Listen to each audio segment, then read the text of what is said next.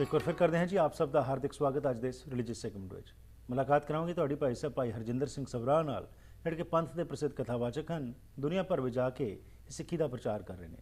ਅੱਜ ਕੱਲ੍ਹ ਸਰੀ ਵਿੱਚ ਆਏ ਹੋਏ ਨੇ ਤੇ ਅੱਜ ਜਿਸ ਵਿਸ਼ੇ 'ਤੇ ਅਸੀਂ ਗੱਲਬਾਤ ਕਰਨੀ ਹੈ ਇਹਨਾਂ ਨਾਲ, ਉਸ ਦੇ ਬਾਰੇ ਇੱਕ ਹਿਸਟੋਰੀਕਲ ਪਰਸਪੈਕਟਿਵ ਤੇ ਖਾਸ ਤੌਰ 'ਤੇ ਪੰਥ ਦੀ ਜਦੋਂ ਅਸੀਂ ਗੱਲ ਕਰਦੇ ਹਾਂ ਕੀ ਇਸ ਦੀ ਮਹੱਤਤਾ ਹੈ, ਕਿਵੇਂ ਪੰਥ ਦੇ ਬਾਰੇ ਅਸੀਂ ਸਾਰੇ ਇਕੱਠੇ ਹੋ ਕੇ ਕੁਝ ਨਾ ਕੁਝ ਚੰਗਾ ਉਪਲਬਧ ਕਰ ਸਕਨੇ ਹਾਂ।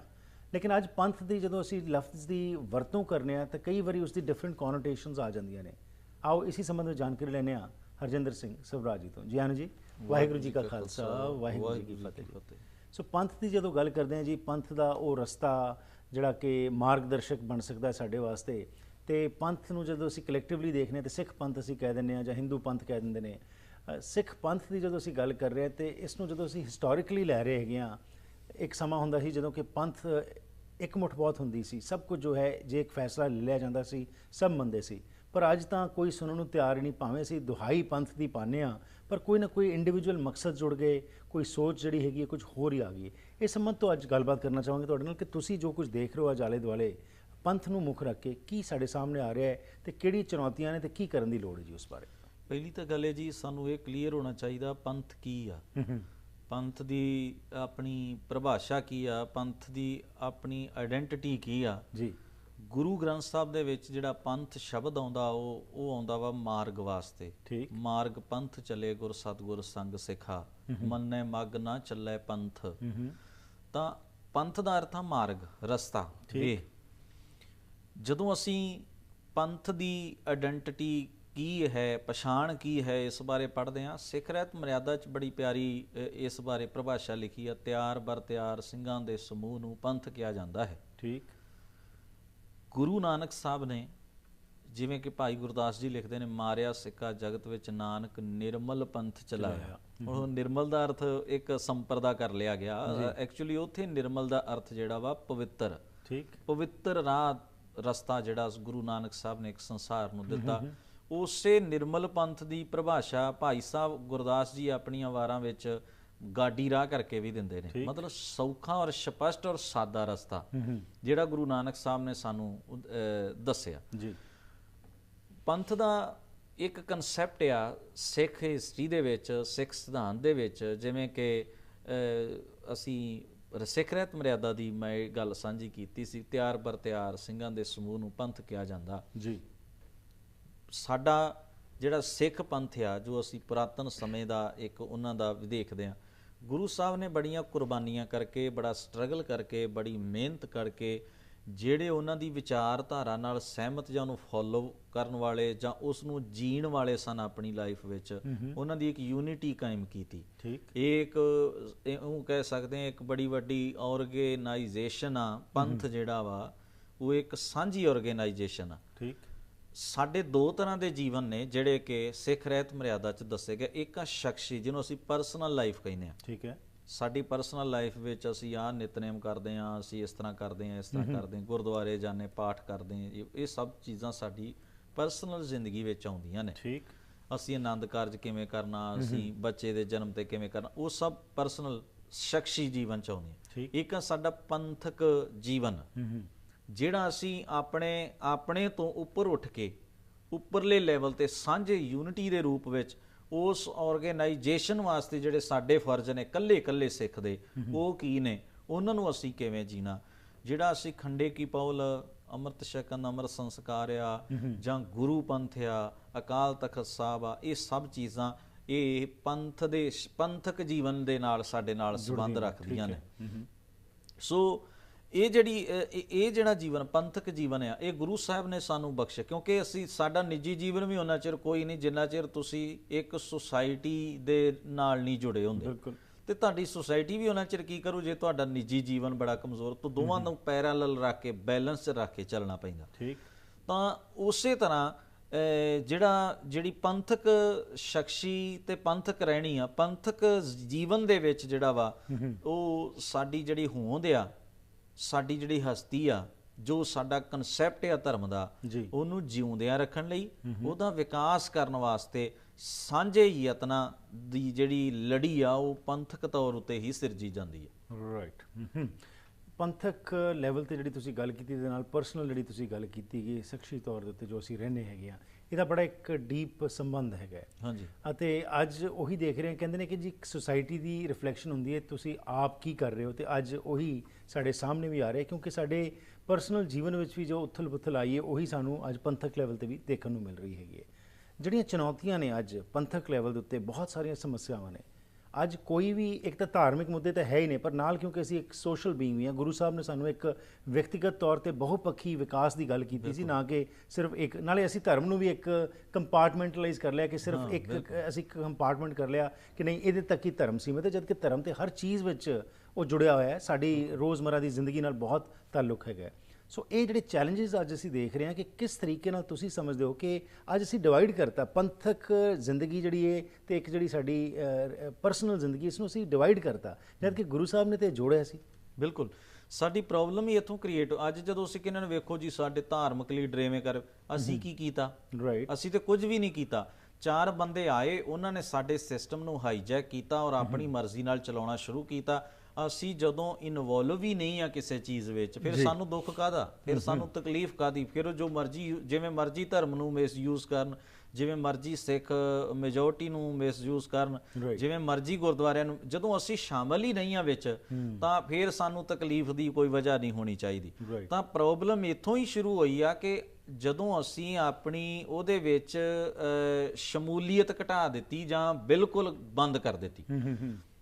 ਇਹ ਸਾਨੂੰ ਯਾਦ ਰੱਖਣਾ ਚਾਹੀਦਾ, ਹਰ ਸਿੱਖ ਤੋਂ ਦੁਨੀਆ ਦੇ ਭਾਵੇਂ ਕਿਸੇ ਵੀ ਕੋਨੇ ਵਿੱਚ ਬੈਠਾ ਹੋਇਆ, ਉਹ ਗੁਰੂ ਨਾਨਕ ਸਾਹਿਬ ਦੇ ਘਰ ਦਾ ਬ੍ਰਾਂਡ ਅੰਬੈਸਡਰ ਆ। ਬਿਲਕੁਲ, ਉਹਦੇ ਸਿਰ ਤੇ ਜ਼ਿੰਮੇਵਾਰੀ ਆ। ਉਹ ਇੱਕ ਬਤੌਰ ਸਿੱਖ ਜਦੋਂ ਸੰਸਾਰ ਵਿੱਚ ਵਿਚਰਦਾ ਜੀ, ਤਾਂ ਉਹ ਗੁਰਮਤ, ਮਰਿਆਦਾ, ਖਾਲਸਾਈ ਰਵਾਇਤਾਂ ਦਾ, ਗੁਰੂ ਸਾਹਿਬ ਜੀ ਦੇ ਸੁਪਨਿਆਂ ਦਾ, ਗੁਰੂ ਸਾਹਿਬ ਜੀ ਦੇ ਮਕਸਦਾਂ ਦਾ ਇੱਕ ਪਹਿਰੇਦਾਰ ਔਰ ਪ੍ਰਚਾਰਕ ਆ, ਉਹ ਦੁਨੀਆ 'ਚ ਕਿਤੇ ਵੀ ਆ। ਠੀਕ, ਇਹ ਠੀਕ ਆ।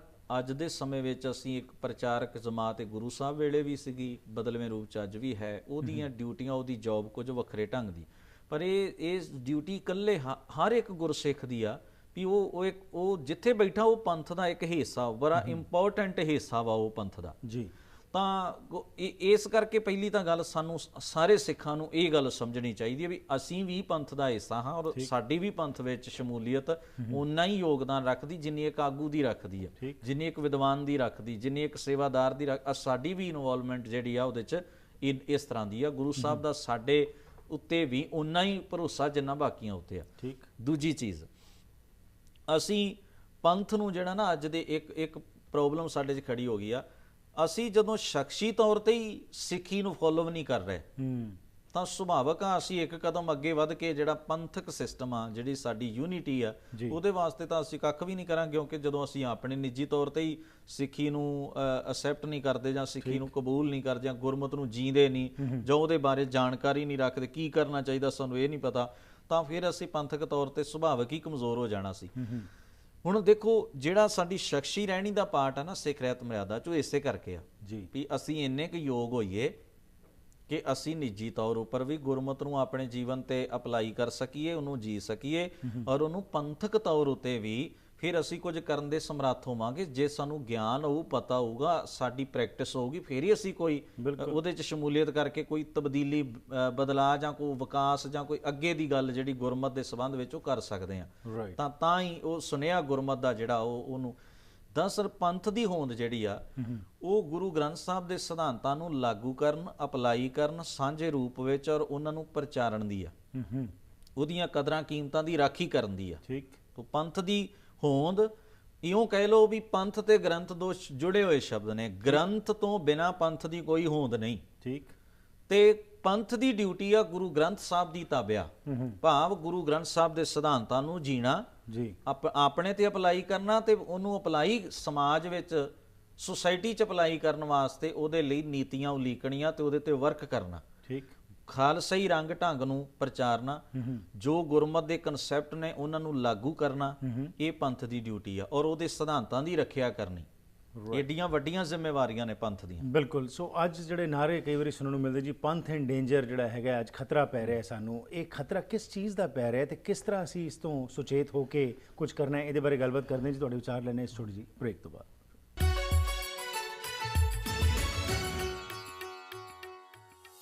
ਗੱਲਬਾਤ ਚੱਲ ਰਹੀ ਹੈ ਭਾਈ ਸਾਹਿਬ ਭਾਈ ਹਰਜਿੰਦਰ ਸਿੰਘ ਸਭਰਾ ਨਾਲ, ਅਤੇ ਆਓ ਹੋਰ ਗੱਲਬਾਤ ਕਰਦੇ ਹਾਂ ਕਿ ਪੰਥ ਦੀ ਜਦੋਂ ਅਸੀਂ ਗੱਲ ਕਰਦੇ ਹਾਂ ਅਸੀਂ ਕਿਵੇਂ ਸੁਹਿਰਦ ਹੋਣਾ ਹੈ, ਸਾਡੀ ਕੀ ਡਿਊਟੀ ਹੈ। ਜਿਸ ਤਰ੍ਹਾਂ ਭਾਈ ਸਾਹਿਬ ਨੇ ਬ੍ਰੇਕ ਤੋਂ ਪਹਿਲਾਂ ਗੱਲਬਾਤ ਕੀਤੀ ਸੀ ਕਿ ਹਰ ਇੱਕ ਸਿੱਖ ਬ੍ਰਾਂਡ ਐਂਬੈਸਡਰ ਹੈ। ਇਸ ਵਾਸਤੇ ਅਸੀਂ ਸਿਰਫ ਪ੍ਰਚਾਰਕਾਂ ਤੇ ਜਾਂ ਸਾਡੇ ਗ੍ਰੰਥੀ ਜਾਂ ਸਾਡੇ ਗੁਰਦੁਆਰੇ ਦੇ ਅਹੁਦੇਦਾਰ ਤੱਕ ਹੀ ਅਸੀਂ ਆਪਣੀ ਪੂਰੀ ਨਿਸ਼ਚਾ ਨਾ ਰੱਖ ਲਈ ਕਿ ਉਹਨਾਂ ਦਾ ਹੀ ਇਹ ਕੰਮ ਹੈ। ਸਾਡਾ ਕੀ ਫਰਜ਼ ਹੈ, ਕਿਉਂ ਅਸੀਂ ਕੁਤਾਹੀ ਕਰ ਰਹੇ ਹਾਂ, ਕਿਉਂ ਅਸੀਂ ਭੱਜ ਰਹੇ ਹਾਂ।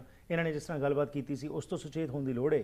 ਪਰ ਨਾਲ ਜਦੋਂ ਪੰਥ ਇਨ ਡੇਂਜਰ ਦਾ ਅਸੀਂ ਨਾਰਾ ਸੁਣਦੇ ਹਾਂ, ਇਹ ਕੀ ਹੈ, ਕਿਸ ਤੋਂ ਸਾਨੂੰ ਖਤਰਾ ਹੈ, ਕੀ ਬਾਹਰ ਲੋਕ ਕੋਈ ਸਾਨੂੰ ਆਕਰਮਣ ਕਰ ਰਹੇ ਸਾਡੇ ਉੱਤੇ, ਕਿਸ ਚੀਜ਼ ਤੋਂ ਸਾਨੂੰ ਡਰ ਹੋਣਾ ਚਾਹੀਦਾ, ਤੇ ਕਿਵੇਂ ਅਸੀਂ ਸੁਚੇਤ ਹੋ ਕੇ ਪੰਥ ਨੂੰ ਜੋ ਹੈ ਪੰਥ ਦੀ ਚੜ੍ਹਦੀ ਕਲਾ ਦਾ ਜਿਹੜਾ ਕਨਸੈਪਟ ਗੁਰੂ ਸਾਹਿਬ ਨੇ ਦਿੱਤਾ ਸੀ ਉਸ ਨੂੰ ਬਰਕਰਾਰ ਰੱਖਣਾ ਹੈ। ਜੀ ਭਾਈ ਸਾਹਿਬ। ਹਾਂਜੀ, ਪਹਿਲੀ ਤਾਂ ਗੱਲ ਹੈ ਜੀ, ਜਿਹੜਾ ਇਹ ਸ਼ਬਦ ਸਾਡੇ 'ਚ ਆਇਆ ਪੰਥ ਖਤਰੇ ਵਿੱਚ ਹੈ, ਪੰਥ ਨੂੰ ਇਵੇਂ ਹੋ ਰਿਹਾ, ਪੰਥ ਨੂੰ, ਇਹਦੇ ਦੋ ਕਾਰਨ ਨੇ।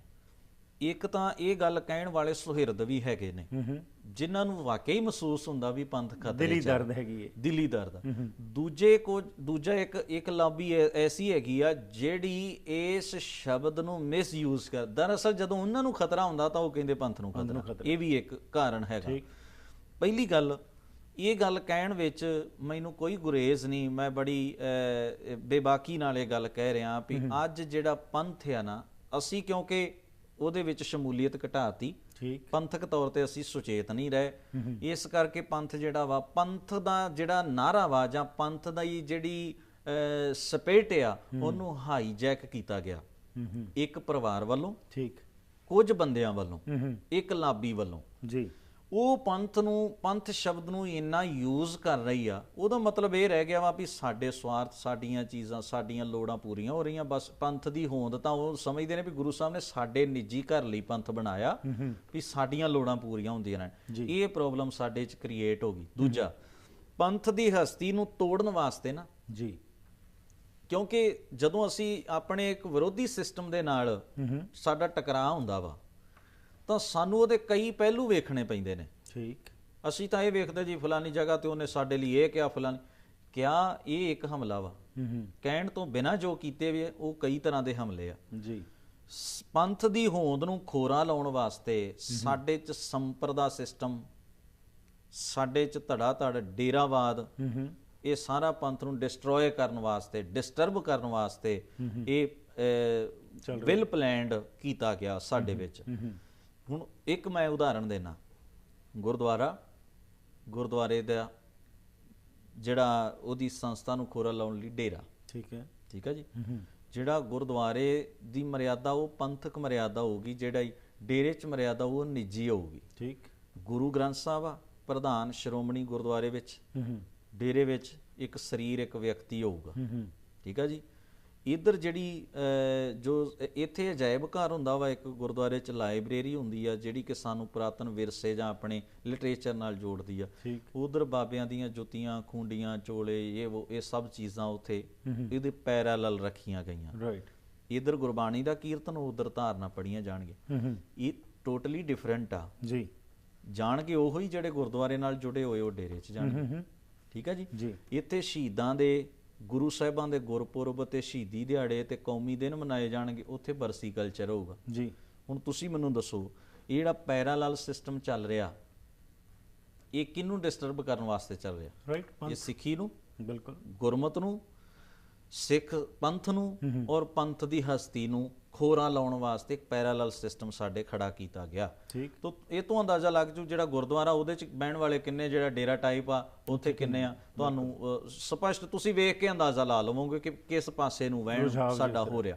ਤਾਂ ਇਹ ਜਿਹੜੀ ਚੀਜ਼ ਆ, ਇਹਨੂੰ ਸਾਨੂੰ ਬੜਾ ਤਰੀਕੇ ਨਾਲ ਸਮਝਣਾ ਚਾਹੀਦਾ ਇਸ ਗੱਲ ਨੂੰ ਵੀ ਪੰਥ ਨੂੰ ਲੀਰੋ ਲੀਰ ਕਰਨ ਲਈ ਤੇ ਉਹਦੀ ਹੋਂਦ ਨੂੰ ਖੋਰਾ ਲਾਉਣ ਲਈ ਤਰ੍ਹਾਂ ਤਰ੍ਹਾਂ ਦੀਆਂ ਮਰਿਆਦਾ ਉਹਦੇ 'ਚ, ਤਰ੍ਹਾਂ ਤਰ੍ਹਾਂ ਦੀ ਉਹਦੇ 'ਚ ਪਰਸਨੈਲਿਟੀਆਂ, ਤਰ੍ਹਾਂ ਤਰ੍ਹਾਂ ਦੀਆਂ ਆਰਗੇਨਾਈਜੇਸ਼ਨ ਉਹਦੇ 'ਚ ਇਨਵੋਲਵ ਹੁੰਦੀਆਂ ਨੇ।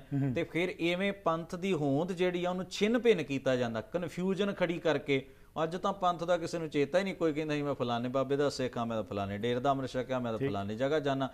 ਪੰਥ ਦਾ ਤਾਂ ਅੱਜ ਤੁਸੀਂ ਕਿਸੇ ਨੂੰ ਪੁੱਛ ਕੇ ਵੇਖ ਲਓ, ਕਿਸੇ ਨੂੰ ਕੋਈ ਪੰਥ ਨਾਲ ਮਤਲਬ ਨਹੀਂ, ਕੋਈ ਪੰਥ ਦਾ ਨਾਂ ਵੀ ਲੈਣ ਲਈ ਅੱਜ ਤਿਆਰ ਨਹੀਂ। ਇਹ ਇੱਥੋਂ ਤੱਕ ਸਾਡਾ ਲੈਵਲ ਲੈ ਆਂਦਾ ਗਿਆ। ਤਾਂ ਇਹਦੀ ਸਭ ਤੋਂ ਵੱਡੀ ਪ੍ਰੋਬਲਮ ਆ ਵੀ ਉਹਨਾਂ ਲੋਕਾਂ ਨੇ ਜਾਣ ਬੁੱਝ ਕੇ ਪੰਥ ਦੀ ਹਸਤੀ ਨੂੰ ਤੋੜਿਆ ਤੇ ਉਹਦੇ 'ਚ ਸਾਡੇ ਜਿਹੜੇ ਉਸ ਘੁਆੜੇ ਦਾ ਦਸਤਾ ਬਣੇ ਹੋਏ ਲੋਕ ਆ। ਇਸ ਤਰ੍ਹਾਂ ਅਸੀਂ ਜਦੋਂ ਪੰਥ ਦੀ ਹਸਤੀ ਨਾ ਰਹੀ ਤਾਂ ਖਿਮਾ ਕਰਨਾ, ਗੁਰੂ ਗ੍ਰੰਥ ਸਾਹਿਬ ਨੂੰ ਅਪਲਾਈ ਕਰਨ ਵਾਲੀ ਵੀ ਗੱਲ ਮੁੱਕ ਜਾਊਗੀ। ਕੋਈ ਸ਼ੱਕ ਨਹੀਂ ਜੀ, ਮਿਸਲਾਂ ਦੇ ਸਮੇਂ ਵੀ ਆਪਸੀ ਟਕਰਾਅ ਹੁੰਦਾ ਸੀ, ਲੇਕਿਨ ਜਦੋਂ ਪੰਥਕ ਗੱਲ ਆਉਂਦੀ ਸੀ ਸਭ ਜੁੜ ਜਾਂਦੇ ਸੀ। ਪਰ ਹੁਣ ਅੱਜ ਉਹ ਗੱਲ ਮੁੱਕਦੀ ਜਾ ਰਹੀ, ਤੇ ਜਿਸ ਤਰ੍ਹਾਂ ਤੁਸੀਂ ਕਿਹਾ ਡੇਰਾਵਾਦ ਦਾ ਇੰਨਾ ਪ੍ਰਭਾਵ ਪੈ ਗਿਆ ਕਿ ਲੋਕ ਸਿਰਫ ਉਹ ਚੀਜ਼ਾਂ ਤੱਕ ਹੀ ਸੀਮਿਤ ਰਹਿ ਗਏ ਜਿਹਦਾ ਕਿ ਨੁਕਸਾਨ ਅੱਜ ਅਸੀਂ ਦੇਖ ਰਹੇ ਹਾਂ। ਆਮ ਤੌਰ ਤੇ ਅਸੀਂ ਜਦੋਂ ਪ੍ਰੋਗਰਾਮਸ ਕਰਨੇ ਤੇ ਅਸੀਂ ਫੀਡਬੈਕ ਲਈ ਆਪਣੇ ਦਰਸ਼ਕਾਂ ਨੂੰ ਕਹਿੰਦੇ ਕਿਹਾ ਕਰੋ ਕੋਈ ਸਵਾਲ ਹੋਏ। ਤੁਸੀਂ ਜਿਹੜੀ ਗੱਲ ਕੀਤੀ ਸੀ ਡੇਰੇ ਤੋਂ, ਮੈਨੂੰ ਯਾਦ ਆਈ ਇਹ ਗੱਲ ਕਿ ਇੱਕ ਸਵਾਲ ਆਇਆ ਸੀ ਮੇਰੇ ਕੋਲ ਕਿ ਅੱਜ ਈਵਨ ਗੁਰਦੁਆਰਿਆਂ ਦੇ ਬਾਹਰ ਦੇਖਿਆ ਜਾਂਦਾ ਹੈਗਾ ਕਿ ਜਿੱਥੇ ਸਾਡੇ ਜੋੜੇ ਘਰ ਹੁੰਦੇ ਨੇ ਉੱਥੇ ਅੰਮ੍ਰਿਤਧਾਰੀ ਵੀ ਜਿਹੜੇ ਹੈਗੇ ਨੇ, ਬੀਬੀਆਂ ਵੀ ਤੇ ਬੰਦੇ ਵੀ ਜਿਹੜੇ ਨੇ, ਉਹ ਜੁੱਤੀਆਂ ਨੂੰ ਬਾਹਰ ਕੱਢ ਕੇ ਸਾਫ਼ ਕਰਕੇ ਮੱਥਾ ਟੇਕਦੇ ਹੈਗੇ ਨੇ।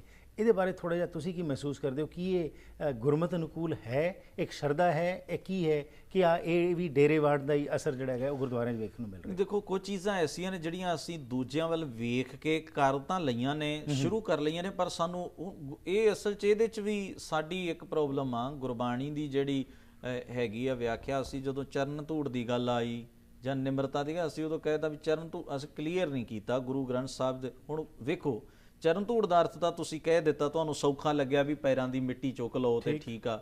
ਤਾਂ ਜਿਹੜਾ ਕੇਸਾਂ ਕਾਕਰ ਚਾਵਰ ਢੁਲਾਵਾਂ ਉਹਦਾ ਕੀ ਕਰੋਗੇ? ਤਾਂ ਮਤਲਬ ਇਹ ਗੁਰਬਾਣੀ ਦੀ ਤੁਸੀਂ ਲੈਂਗੁਏਜ ਨੂੰ ਮਿਸਯੂਜ਼ ਕਰਦੇ ਹੋ। ਇਹ ਉੱਥੇ ਜਿਹੜੀ ਪ੍ਰੋਬਲਮ ਆ, ਇਹ ਕੁਝ ਚੀਜ਼ਾਂ ਐਸੀ ਇੱਕ ਵੀਡੀਓ ਦੇਖ ਰਿਹਾ ਸੀ ਜਿੱਥੇ ਇੱਕ ਬਾਬਾ ਕੁਝ ਔਰਤਾਂ ਕੋਲੋਂ ਆਪਣੇ ਪੈਰ ਧਵਾ ਕੇ ਉਹਨਾਂ ਨੂੰ ਪਿਆ ਰਿਹਾ। ਹੁਣ ਤੁਸੀਂ ਅੰਦਾਜ਼ਾ ਲਾਓ ਕਿ ਇਹ ਪਿੱਛੇ ਸ਼ਬਦ ਚੱਲ ਰਿਹਾ ਉਹਦੇ, ਚਰਨ ਸਾਧ ਕੇ ਧੋਏ ਧੋਏ ਪੀਓ।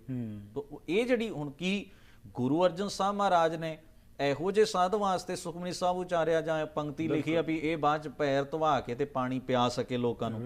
ਤਾਂ ਨਹੀਂ, ਉੱਥੇ ਹੁਣ ਹਾਈਜੈਕ ਹੋ ਰਹੀ ਹੈ ਨਾ ਸਾਰੀ ਗੁਰਬਾਣੀ ਦੀ ਸ਼ਬਦਾਵਲੀ ਨੂੰ, ਜਿਹੜੀਆਂ ਕਦਰਾਂ ਕੀਮਤਾਂ ਨੇ ਸਿੱਖੀ ਦੀਆਂ ਉਹਨਾਂ ਬਾਰੇ ਕਨਫਿਊਜ਼ਨ ਖੜੀ ਕੀਤੀ ਜਾ ਰਹੀ ਹੈ। ਤਾਂ ਕੀ ਇਹਨੂੰ ਅਸੀਂ ਬਾਕੀ ਸਮਾਜ ਅਪਲਾਈ ਕਰੂਗਾ ਚਰਨ ਸਾਧ ਕੇ ਧੋਏ, ਜਿਸ ਤਰ੍ਹਾਂ ਦੇ ਉਹ ਅਰਥ ਕਰ ਰਹੇ ਆ ਜਾਂ ਜੋ ਕਰ ਰਹੇ ਆ ਇਹਨੂੰ ਪੈਰਾਲਲ ਇਹਦੇ ਕਰਕੇ? ਤਾਂ ਗੁਰੂ ਸਾਹਿਬ ਨੇ ਜਿਹੜਾ ਸਾਨੂੰ ਨਿਮਰਤਾ ਦਾ ਕਨਸੈਪਟ, ਚਰਨ ਧੂੜ ਦਾ ਮਤਲਬ ਖਾਕ ਹੋਣਾ, ਸਰੈਂਡਰ ਕਰਨਾ, ਸਮਰਪਿਤ ਹੋਣਾ, ਨਿਮਰਤਾ ਰੱਖਣੀ, ਆਪਾਂ ਭਾਵ ਗਵਾਉਣਾ, ਇਹ ਚੀਜ਼ਾਂ ਨੇ।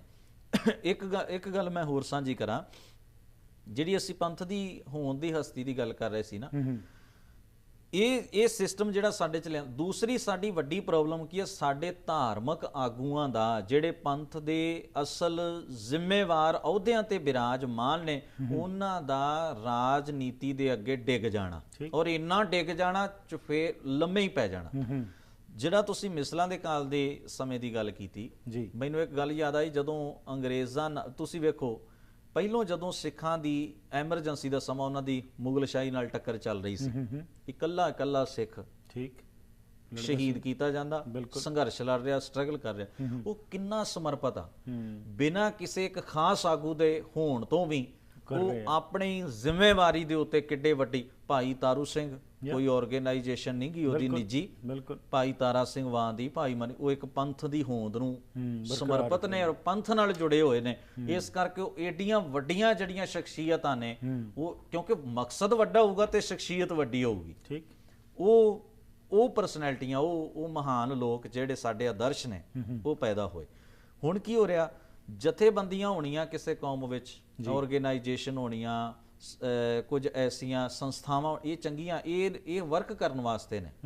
ਜਿਵੇਂ ਅਸੀਂ ਵੱਡਾ ਖੇਤ ਹੋਵੇ ਤੇ ਉਹ ਚ ਕਿਆਰੇ ਪਾ ਕੇ ਪਾਣੀ ਦਿੰਨੇ ਆ, ਤਾਂ ਇਹਨਾਂ ਦਾ ਆਪਣਾ ਆਪਣਾ ਵਰਕ ਆ। ਕੋਈ ਪੜ੍ਹਾ ਰਿਹਾ, ਕੋਈ ਕੋਈ ਚੀਜ਼ ਚਾਹੀਦੀ ਆ ਉਹ ਪੈਦਾ ਕਰ ਰਿਹਾ, ਕੋਈ ਕਿਸੇ ਵਰਕ ਕਰ ਰਿਹਾ। ਇਹ ਠੀਕ ਹੈ ਸਾਰੀਆਂ ਗੱਲਾਂ, ਪਰ ਜਦੋਂ ਅਸੀਂ ਸੰਸਥਾ ਨੂੰ ਪੰਥ ਤੋਂ ਵੱਡਿਆਂ ਕਰਨ ਦੀ ਕੋਸ਼ਿਸ਼ ਕੀਤੀ, ਪ੍ਰੋਬਲਮ ਖੜੀ ਹੋ ਗਈ।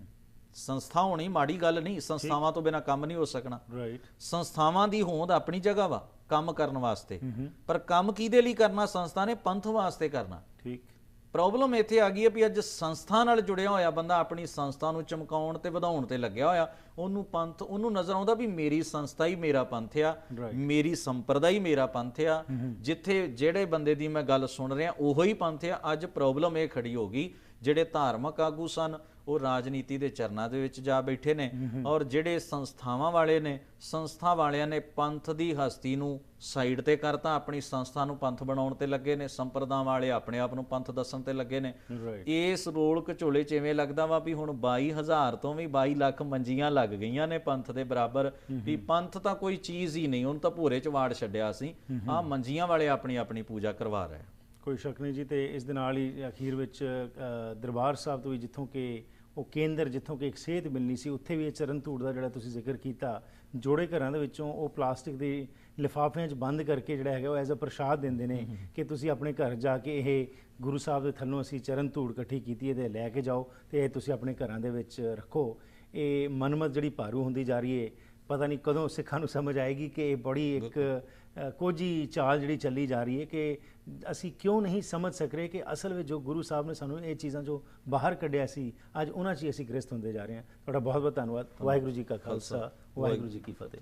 ਸੋ ਇਸ ਦੇ ਨਾਲ ਹੀ ਕਰਦੇ ਜੀ ਅੱਜ ਦੇ ਇਸ ਪ੍ਰੋਗਰਾਮ ਦੀ ਸਮਾਪਤੀ। ਜੇਕਰ ਤੁਹਾਡੇ ਕੋਲ ਵੀ ਕੋਈ ਸਵਾਲ ਹੋਏ ਤਾਂ ਸਾਡੇ ਨਾਲ ਜ਼ਰੂਰ ਸੰਪਰਕ ਕਰਨਾ 604 603 7555 ਜਾਂ ਫਿਰ ਈਮੇਲ ਰਾਹੀਂ harpreetsing@gmail.com।